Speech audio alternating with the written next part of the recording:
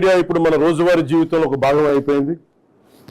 మన అభిప్రాయాలను చెప్పడానికి, ప్రజా సమస్యల్ని ప్రభుత్వ దృష్టికి తీసుకురావడానికి, ఒకరితో ఒకరు అనుసంధానం అవడానికి, ప్రభుత్వాన్ని ప్రశ్నించడానికి ఇది ఒక శక్తివంతమైన వేదిక. కానీ మనం గుర్తుంచుకోవాల్సిన ఒక ముఖ్యమైన విషయం ఉంది. ఫ్రీడమ్ ఆఫ్ స్పీచ్ అనేది పూర్తిగా అపరిమితమైన హక్కు కాదు. దానికి కొన్ని పరిమితులు ఉన్నాయి.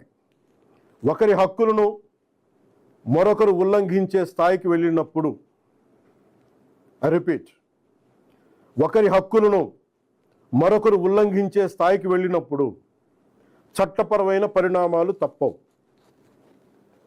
భారత రాజ్యాంగంలోని ఆర్టికల్ 19 క్లాస్ 2 ప్రకారం దేశ సమగ్రత, జాతీయ భద్రత, ప్రజాశాంతి, మర్యాద, నైతిక విలువలు, పరువు నష్టం, నేరాలకు ప్రేరేపించడం వంటి అంశాల్లో రీజనబుల్ రిస్ట్రిక్షన్స్ ఉన్నాయి.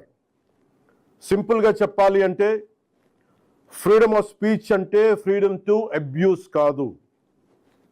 Again I repeat, freedom of speech does not mean freedom to abuse. ప్రభుత్వాన్ని విమర్శించే హక్కు మీకుంది,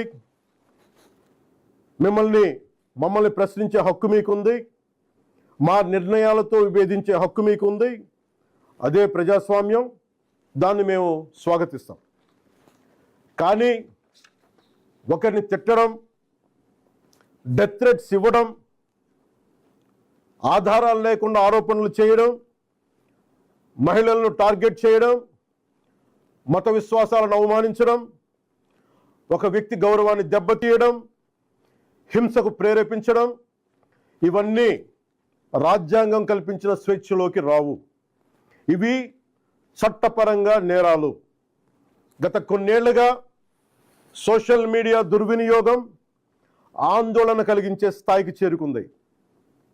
చాలామంది ఫేక్ అకౌంట్స్ వెనక దాక్కొని అసభ్య పదజాలం ఉపయోగించడం, వ్యక్తిగత దూషణలు చేయడం, పరువు తీసే ప్రయత్నాలు చేయడం, ఆధారాలు లేని ఆరోపణలు చేయడం, fake propaganda, mark photos, death threats, organised harassment వంటి చర్యలకి పాల్పడుతూ ఉన్నారు. మహిళల్ని ముఖ్యంగా అత్యంత అసభ్యంగా టార్గెట్ చేస్తూ ఉన్నారు. చివరికి దేవుళ్ళని, దేవతల్ని కూడా వదలట్లేదు.